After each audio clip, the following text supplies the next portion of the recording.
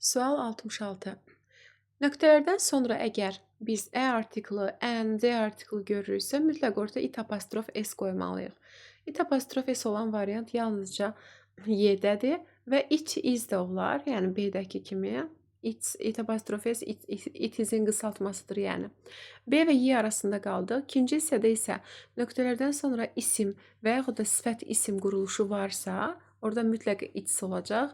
Cavab olur Y variantı. Gəldik 67-ci suala. Look over there.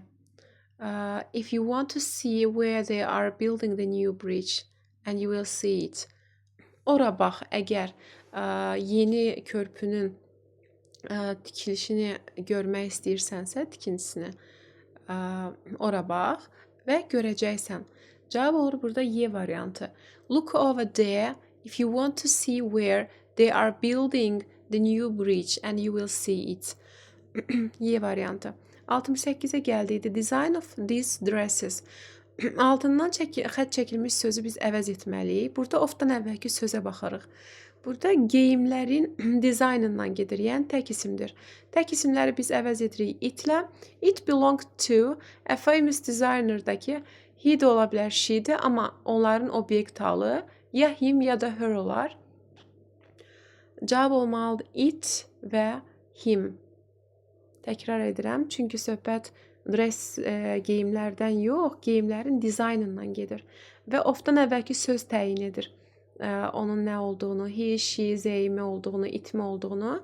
Cavabımız itdir. İkinci hissə isə məxsusdur. Özündən sonra obyekt tələb edir. Obyektimiz də him olacaq burada. Her olsaydı onu da götürərdik. It, her olsaydı. Gəldik 69-cu sualı. Yenə ofdan əvvəlki sözümüz təkdir. Əvəz edəcəyik itlə. It belonged to Stephen Watson kişidir və ona him ilə əvəz edirik. Cavab olur it və him. 70-ci sualda we like not only the village itself, kəndin nəinki kəndin özünü, but also its landscape. Yəni nöqtələrdən sonra isim var deyə landscape sözü isimdir. İsmə görə biz özündən sonra isim tələb edənləri götürməliyik. It özündən sonra isim tələb etmir. B-ni də çıxırıq. Y-ni də A və D arasında qaldıq. Kəndin özü desək itself deyərik. Cavab olur D variantı. 71-ci sualda very nöqtələrdən sonra very görürüksə it apostrof s. Bunu necə biləcəksiniz? Əgər nöqtələrdən sonra isim və yaxud da sifət isim quruluşu varsa it, qalan hallarda it apostrof s götürürük. Və fe'l görərsək də it. Burada language ismi görən kimi it gəlsin ağlımıza. Yəni burada cavab A olmayacaq, D olmayacaq, it apostrof s-lərə görə. Qaldıq B və C arasında it də olmayacaq. Itdən sonra isim gəlməz.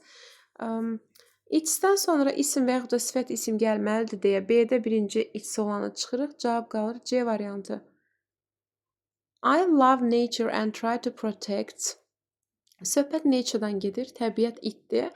Itin obyekti it olacaq. I love nature and try to protect it.